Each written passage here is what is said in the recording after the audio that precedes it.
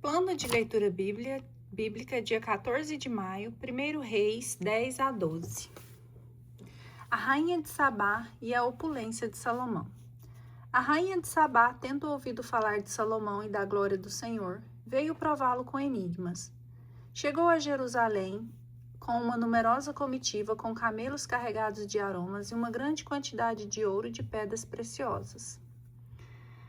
Apresentou-se diante do rei Salomão e disse-lhe tudo o que tinha no espírito. A tudo respondeu o rei. Nenhuma de suas perguntas lhes pareceu obscura e deu solução a todas. Quando a rainha de Sabá viu toda a sabedoria de Salomão, a casa que ele tinha feito, os manjares de sua mesa, os apartamentos de seus servos, as habitações e uniformes de seus oficiais, os copeiros do rei e os holocaustos que ele oferecia no templo do Senhor, ficou estupefata. E disse ao rei: É bem verdade o que eu ouvi a teu respeito e de tua sabedoria na minha terra. Eu não quis acreditar no que me diziam, antes de vir aqui e ver com meus próprios olhos, mas eis que não contavam nem a metade. Tua sabedoria e tua opulência são muito maiores do que a fama que havia chegado até mim. Felizes os teus homens, felizes os teus servos que estão sempre contigo e ouvem a tua sabedoria. Bendito seja o Senhor teu Deus, a quem aprove colocar-te sobre o trono de Israel, porque o Senhor amou Israel para sempre. Por isso constituiu-te rei para governares com justiça e equidade.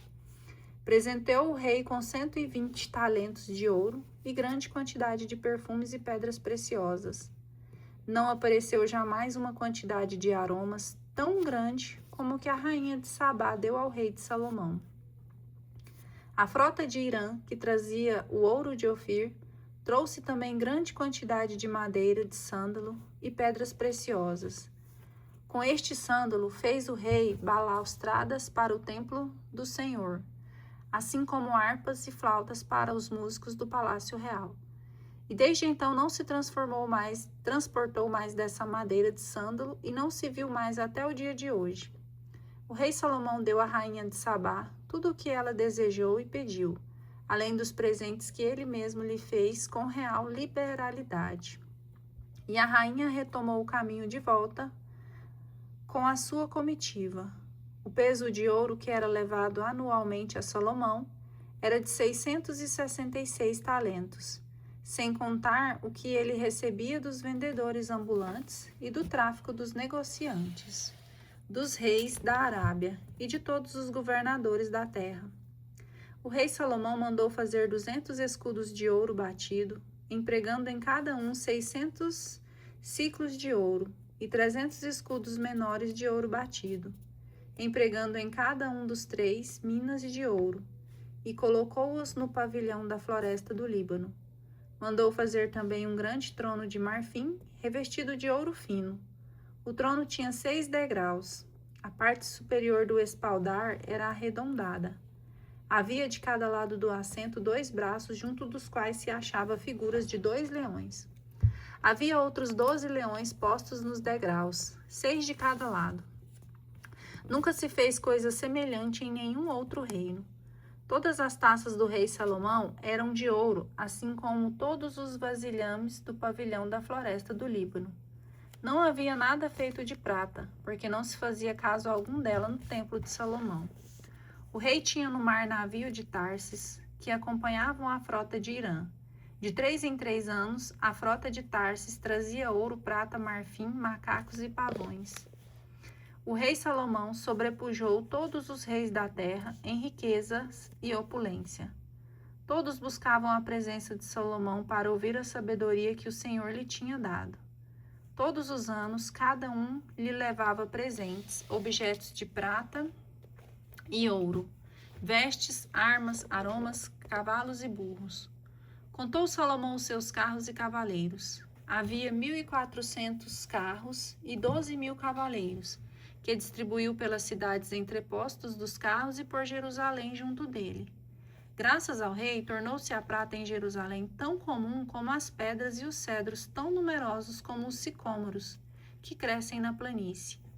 Vinham do Egito os cavalos de Salomão, uma caravana de mercadores do rei ia comprá-los ali por um preço estabelecido. Uma quadriga trazida do Egito custava-lhe 600 siclos de prata, e um cavalo, 150 siclos. Do mesmo modo, exportavam cavalos para todos os reis dos Iteus e da Síria. Idolatria de Salomão. O rei Salomão, além da filha do faraó, amou muitas mulheres estrangeiras moabitas, amonitas, edomitas, sidônias e itéias, pertencentes às nações das quais o Senhor dissera aos israelitas: não tereis relações com elas, nem elas tampouco convosco, porque certamente vos seduziriam os corações, arrastando-os para os seus deuses. A essas nações uniu-se Salomão por seus amores. Teve 700 esposas de classe principesca e 300 concubinas. E suas mulheres perverteram-lhe o coração. Sendo já velho, elas seduziram seu coração para seguir outros deuses, e o seu coração já não pertencia sem reservas ao Senhor, seu Deus, como de Davi, seu pai. Salomão prestou culto a Astarte, deusa dos Sidônios, e a Melcom, o abominável ídolo dos Amonitas. Fez o mal aos olhos do Senhor, não lhe foi inteiramente fiel como fora seu pai Davi. Por este tempo, Salomão edificou no monte, que está ao oriente de Jerusalém, um lugar de culto a Camus, deus de Moabe, e a Melcom, a abominação dos Amonitas. E o mesmo fez para com todas as mulheres estrangeiras que queimavam incenso e sacrificavam aos seus deuses. O Senhor irritou-se contra Salomão, por se ter seu coração desviado do Senhor, Deus de Israel, que lhes aparecera por 2 vezes, e lhe tinha proibido expressamente que se unisse a deuses estranhos, mas não seguira as ordens do Senhor. O Senhor disse-lhe então: já que procedestes assim e não guardastes a minha aliança, nem as leis que te prescrevi, vou tirar-te do reino e dá-lo ao teu servo. Todavia, em atenção ao teu pai Davi, não o farei durante a tua vida, só tirarei da mão do teu filho. Não lhe tirarei o reino todo, mas deixarei ao teu filho uma tribo por amor de meu servo Davi e por amor de Jerusalém, a cidade que escolhi. Inimigos de Salomão. O rei suscitou um inimigo a Salomão, Hadad, o Edomita, da linhagem real de Edom. No tempo em que Davi estava em guerra contra Edom, quando Joabe, general do exército, foi sepultar os mortos e matou todos os varões de Edom. Joabe, com efeito, demorou-se ali 6 meses com todo Israel, até exterminar os varões de Edom. Hadad fugiu com os edomitas, servos de seu pai, na direção do Egito. Hadad era então muito criança. Partiram de Madiã e foram a Farã. Dali, levando consigo homens de Farã, entraram no Egito e foram ter com o faraó, rei do Egito. Este deu-lhes casa, proveu seu sustento e doou-lhes terra. Hadad ganhou a simpatia de Faraó, que lhe deu por mulher sua cunhada, irmã da rainha Táfnis. Desta irmã de Táfnis teve Hadad um filho, Genubate, que Táfnis criou na casa do Faraó. E Genubate habitou no palácio com os filhos do faraó. Quando Hadad ouviu dizer no Egito que Davi adormecera com seus pais e que Joabe, general do exército, estava morto, disse ao faraó: deixa-me voltar para minha terra. O faraó respondeu-lhe: falta-te algo em minha casa, para que queiras voltar para a tua terra? Nada me falta, respondeu, mas deixa-me partir assim mesmo. Hadad voltou, pois, para sua terra, e eis o mal que fez. Tornou-se rei de Edom e tratou Israel como inimigo. Deus suscitou outro inimigo a Salomão, Rezon, filho de Eliada, que fugira de seu senhor Hadadezer, rei de Soba. Após os massacres de Davi, juntaram homens em torno de si, tornando-se chefe de quadrilha.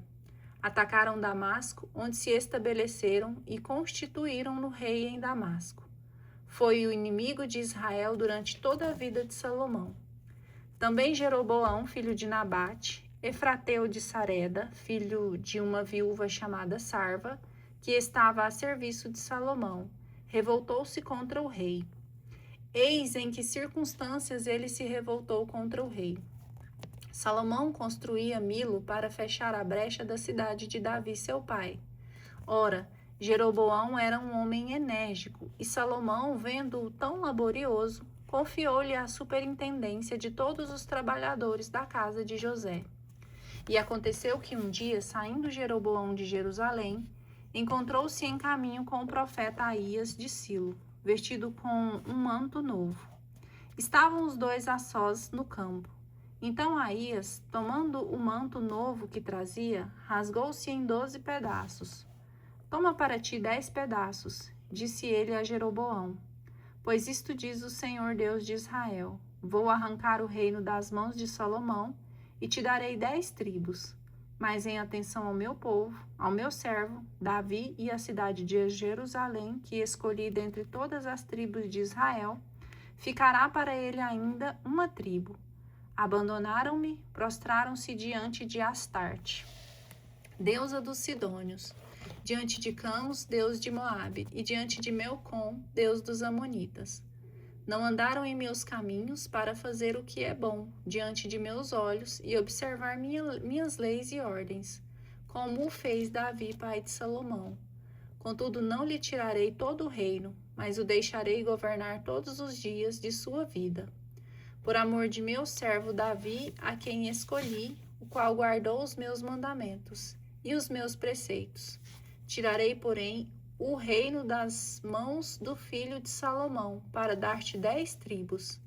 Deixarei uma tribo ao seu filho, para que meu servo Davi tenha sempre uma lâmpada diante de mim, em Jerusalém, cidade que escolhi, para estabelecer nela o meu nome. Tomo-te, pois, para reinares sobre tudo o que possas desejar. Serás rei de Israel. E se obedecerdes a todas as minhas ordens, se andares pelos meus caminhos, se fizeres o bem diante de mim, observando os meus preceitos e os meus mandamentos, como fez meu servo Davi, eu estarei contigo. Construirei para ti uma casa estável, como edifiquei para Davi, e te entregarei Israel. Humilharei assim a descendência de Davi, mas não para sempre. Salomão procurou matar Jeroboão, mas este fugiu para junto do rei Sesaque, no Egito, onde permaneceu até a morte de Salomão. O restante da história de Salomão, todos os seus atos, a sua sabedoria, tudo está escrito no livro dos Atos de Salomão. Salomão reinou sobre todo Israel durante 40 anos em Jerusalém. Depois adormeceu com seus pais e foi enterrado na cidade de seu pai Davi. Roboão, seu filho, tornou-se rei em seu lugar. Reis de Judá e reis de Israel. O cisma das 10 tribos. Roboão foi a Siquém, porque todo Israel se tinha juntado ali para proclamar o rei. E chegou essa notícia aos ouvidos de Jeroboão no Egito, onde ainda estava refugiado para escapar à face do rei Salomão. Mandaram, pois, buscá-lo no Egito, onde habitava. Então Jeroboão foi com toda a Assembleia de Israel e disseram a Roboão: Teu pai impôs-nos um jugo pesado. Alivia agora a rude servidão e pesado jugo que teu pai nos impôs, e seremos teus servos. Ele respondeu-lhes: Ide-vos e voltai à minha presença dentro de 3 dias. E o povo retirou-se.